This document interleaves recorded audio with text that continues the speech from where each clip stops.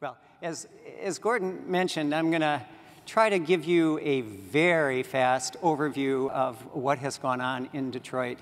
Because in many ways, the word Detroit still summons the same kind of apocalyptic, post-industrial wasteland images that it has for so long. And you add on to all of this sort of the physical distress and the financial distress, political dysfunction and a set of political corruption activities, and you really get a complete holy mess. But in fact, we did emerge from bankruptcy in Detroit a year ago, and we emerged faster and consensually than any city in America ever has. And so what I want to try to do this morning is talk a little bit about some of the preconditions for us to have emerged from that bankruptcy and how those sort of sets of conditions are sort of projecting forward to a post-bankruptcy recovery. Let me just do a quick reminder that bankruptcy actually had three parts. One was what I think we mostly read about in the newspapers was the adjustment of long-term debt structures, health care, pensions, creditor claims. It was almost $18 billion of debt that somehow, one way or another, Detroit had to restructure. And probably the linchpin for all of that was something called the Grand Bargain, where Kresge and the Ford Foundation and others chipped in to create what would ultimately become a $900 million fund to ensure that pensions weren't severely cut and that the art at the Detroit Institute of Art was not stripped by creditors in order to pay their claims. But there was a second part of the bankruptcy that in many ways was equally important, and that was restructuring municipal services. We had a chronic structural mismatch of costs and revenues in Detroit, and no matter how hard we worked, we didn't seem to be able to get out from under that. The emergency financial manager sort of set the stage for Mayor Duggan, who was elected a couple of years ago, to come in and make very bold moves to sort of right the ship of costs and revenues, and he's just delivered his second balanced budget. It's quite a remarkable story, more to come. But third, the bankruptcy was fundamentally about ensuring that the long-term building blocks of health and vitality were in place in Detroit. When I was asked by the bankruptcy court to testify, the judge clearly wanted to hear from me that there was some reason to have confidence that over the long term, we were actually building a city that would have adequate tax space, adequate economic activity, adequate quality of life in order to sustain the kind of progress that we're going to need in order to sort of right the ship. He could adjust the debt, he could help restructure municipal services, but if all that fell apart in 3 or 4 years, we would have accomplished nothing. And so I want to focus on that third pillar today and talk a little bit about philanthropy's role in helping sort of both set the stage for the bankruptcy and then push forward out of bankruptcy. I'm going to talk about 6 philanthropic roles. I'm going to move through them very quickly, largely because I want to kind of leave you with more of an impression than a set of highly detailed analyses of how each of these roles played out.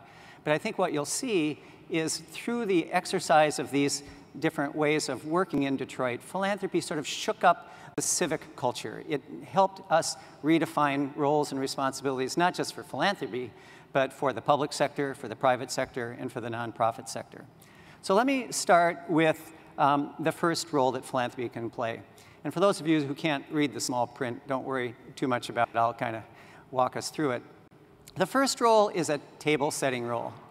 Philanthropy has a unique and privileged position of being able to sort of take a long view, to try to stitch together pieces of puzzles that often are seen as disconnected and incoherent. And one of the ways in which that became most important in Detroit was when Mayor Bing came to Kresge in 2009 and said, my biggest problem is land use.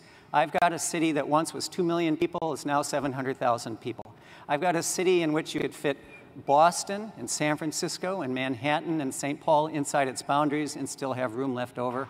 I have a city with 80,000, 90,000 blighted and abandoned properties. We need to figure out some different way of dealing with land. And so over the next 3 years, we put together a process that combined sort of high-level technical assistance, drawing on some of the finest technical experts in the world on public systems like transit, commercial revitalization, housing systems, green-blue infrastructure, and the rest, and combine that with a community-based, very robust, very sort of state-of-the-art community-based engagement effort that touched almost 50,000 Detroit people. And when we put those two things together, at the end of 3 years, we created something called the Detroit Future City Plan, which became a decision-making and investment framework for how to ultimately convert underutilized land in Detroit to the positive side of the ledger, whether it was commercial farming, whether it was community farming, whether it was reforestation, green-blue infrastructure, any number of other sort of strategies. And that has become the blueprint for Mayor Duggan's efforts to revitalize both on the commercial, economic, and industrial sides of the equation. When I think about projecting that table-setting role into the future, it seems to me clear that the next huge civic challenge is public education. Detroit has arguably the worst public education system in America. And just Monday, Governor Snyder, governor of Michigan, announced a sweeping, quite radical sort of reorganization of all of the systems of K-12 education in the city. We'll figure it out. We just have to. We have no choice. But Kresge has chosen to sort of use its entry point to use early childhood as its entry point. We are going to work with the Kellogg Foundation, probably the largest funder in this space, to try to create a comprehensive, effective, accountable, sustainable system that makes sure that kids arrive on the kindergarten doorstep ready to learn, academically, developmentally, emotionally. It will be a big play, but it will be this kind of table-setting role, getting the entire community involved in the conversation that I think philanthropy has a uniquely important role to play. The second function, the second sort of set of strengths I think philanthropy can bring is to help build long-term civic capacity. You know, when you have a place like Detroit in the 2008-2012 period, it's not enough to just sort of go back to the same systems, the same folks, the same set of ideas that got you there in the first place. You simply have to figure out a way to infuse new talent, new capital, new ideas into the equation.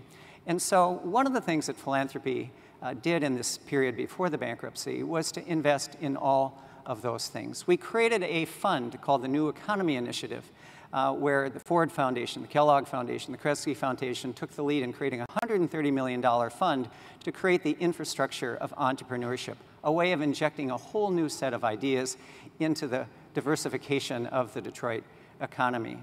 We invested heavily in the major community development organization that works all up and down the Woodward Corridor, something called Midtown Inc., in the hopes that by taking one of our most effective community drivers of revitalization and augmenting their capacity, we could actually see results on a faster turnaround, and it worked. We drew 2 or 3 national community development finance institutions who do community-based lending into Detroit. They had never worked there. We had not had that capacity in Detroit. And the kind of churning that, that they were able to develop helped us develop a whole new approach to community-based lending. And interestingly, we shamelessly stole from New Orleans and created something called the Detroit Neighborhood Revitalization Fellows, in which we selected from almost 700 applicants, 30 fellows. These were early career architects, economic development specialists, planners, and the like, to be placed in key community agencies to help sort of jumpstart and catalyze a different way of thinking about community problem solving. When you flip that on a go-forward basis, in many ways what you have to do is make sure that all of that resourcing moves into the neighborhoods. A lot of this was done up and down our business district and central spine of Woodward Avenue.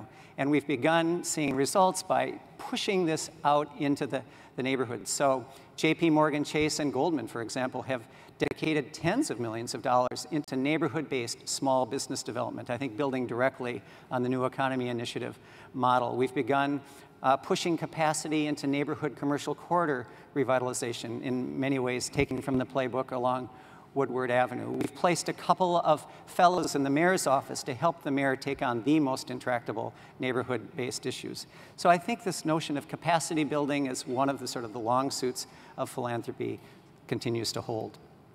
A third role that philanthropy can play is to peel away the first layer of risk from transactions that otherwise the private sector simply wouldn't touch. Probably the couple best examples I could come up with is the Woodward Corridor Investment Fund, in which we created a $30 million fund and brought in MetLife and Prudential, for the first time either of those lenders had ever come to Detroit, to create a sort of a one-stop, single-stop capital source for projects that otherwise were having to reach all over the map to try to put together funding sources and sort of got caught in funding purgatory. It has already begun sort of loosening up the pipeline and creating a whole different set of energies all up and down Woodward Corridor. Perhaps an even more interesting example is the creation of the Detroit Grocery Fund, in which we provided incentives for grocers to come into Detroit, one of the classic American food deserts, and begin providing fresh food and affordable food to inner city residents. I think the best success story there is Whole Foods, where we actually provided a major subsidy for Whole Foods to come in. I suspect some of you may ask, why in the world would we do that when they were perfectly capable of paying their own way? But they completely retooled their model. They completely recreated their price points. They created different products. They downsized, and actually it has become a model that Whole Foods has now taken to Chicago and a couple of other places. As we project this roll forward, I would argue that the next stage of peeling away risk is going to be applied to larger scale conversions of blighted and abandoned properties into multi-use, mixed income, amenity-rich neighborhoods of opportunity, where you can get in one package housing, commercial, schools, early childhood centers, community centers, and the like. It's a big lift, but we just broke ground last week on the first one of these prototype projects, something called the Orleans Landing Project, that Mac McCarthy was instrumental in sort of mud wrestling to the ground. And we are working hard on a second one in which we would actually unearth, daylight a creek on the east side of Detroit and organize an entire neighborhood set of amenities around the creek. It's a powerful model, but it involves, again, such high risk for the private sector that philanthropy has to move in and take out the first layer of risk. The fourth role that philanthropy can play is to serve as a guarantor of value. By that I mean philanthropy occasionally has to invest in a public infrastructure, public amenities that the private markets think are vital to their long-term stability and sustainability in a place like Detroit. When you look at a place like Quicken Loans moving 10, 14,000 employees downtown, they've got to be convinced that their employee base have the kind of public amenities, civic spaces that ultimately will keep them attracted to the city. About 10, 12 years ago, Kresge, for example, put the first $50 million on the table for the reclamation and the reimagination of our Detroit riverfront. It was polluted, it was just sordid, it was just a mess. And over the course of 12 years, we now have a 7-mile stretch that is one of the most magnificent waterfronts in America, filled with marinas, walkways, bikeways, natural areas, and the like. And it has become the true front porch of the city of Detroit. Similarly, you heard from Summer a little bit of the story of the M1 rail project. Kresge put in the first $35 million into that project. And what we have realized is that not only does it drive land use enhancements all up and down the spine at the stops, but much more importantly, it becomes the first gesture in the build-out of a long-term regional transit plan in a place that has been consistently hostile to public transit. And that becomes the sort of the next generation move as well, is the true build-out of a regional transit plan.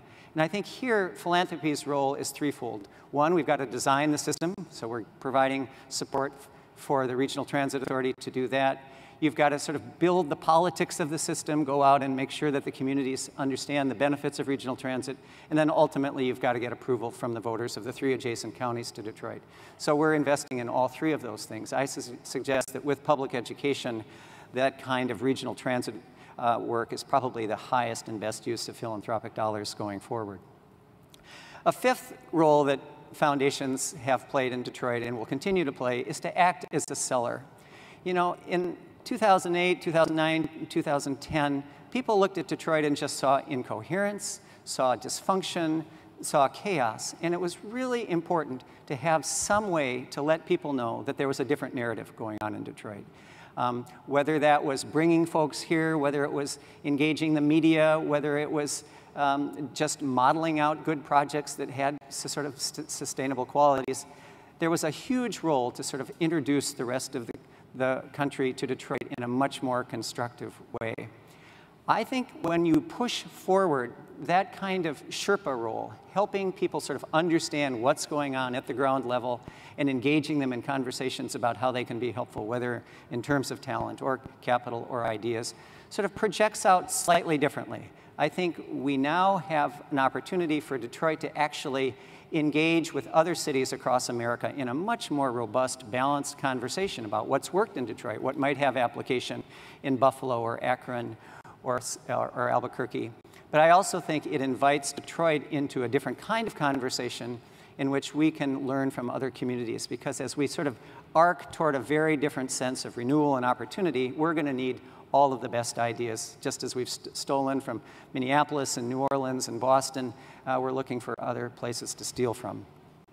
And six, and finally, philanthropy has an important role to play in serving as a steward of fragile civic ecologies.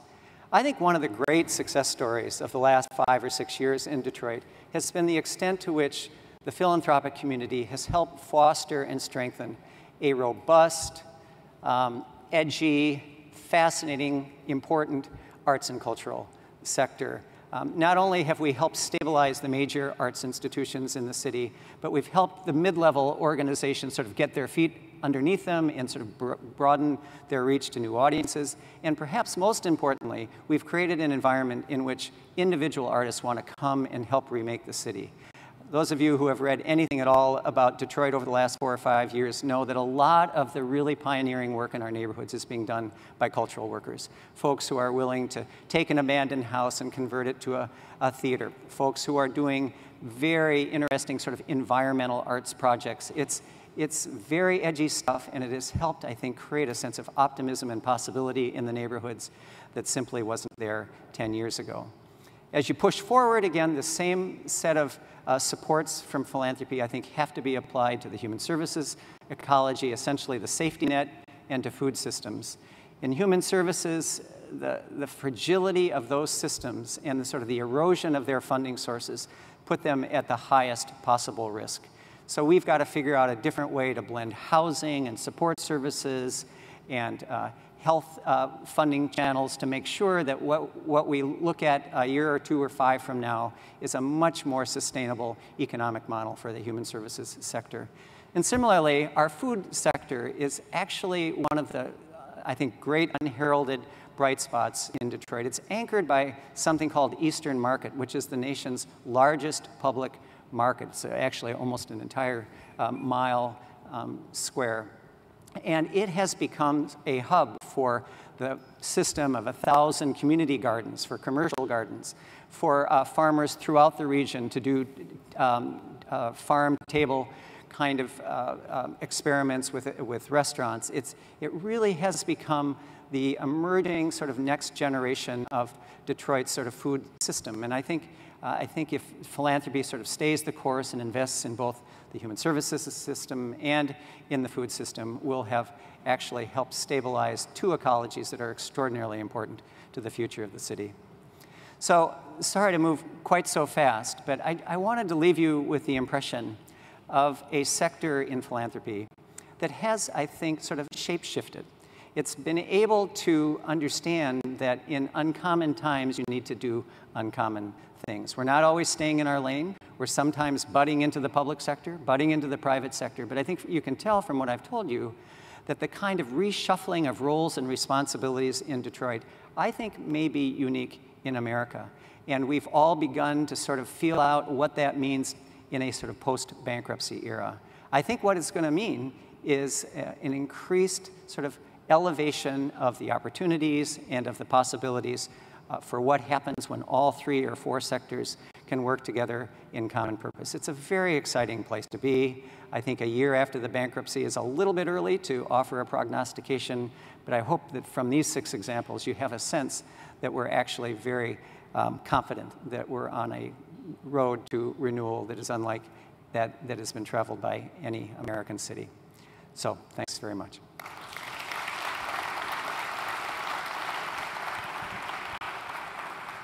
So one question several times, where next for Kresge? Which cities are on your roadmap? A lot of people want to know if their city is on your roadmap because of what you've been able to accomplish in Detroit. They're waiting with bated breath. What, Detroit's not enough? Jeez. We've talked a lot about that. We have a fairly deep presence in New Orleans, together with the Ford Foundation and a consortium of local foundations there. And I suspect we'll probably try to go a little bit deeper in New Orleans. We also, Leslie will help us understand in just a moment, have taken an interest in Memphis. It's interesting. Memphis has many of the same kind of qualities that Detroit does, and many of the same sort of issues of racial polarization, income disparity, and the like, Gordon. So I suspect we'll end up spending kind of more time and energy in Memphis. But I would also say that, just very quickly, that Kresge works all across the country and across 6 different disciplines. And so although our work in Detroit, I think, is emblematic of so much of how we want philanthropy to work, we only spend about 20% of our dollars in Detroit. And so the opportunity to take some of these ideas and work in other places, and not just in such a deep way, perhaps, as Memphis and New Orleans, but all across America, I think is that sort of selling point I was trying to make. It seems to me there's an opportunity to open up a whole different kind of conversation about what we've learned from Detroit that might be applicable in other places and what other places continue to have to teach us. Thank you so much, Rip. That was fantastic. Thank you. Thank you so much.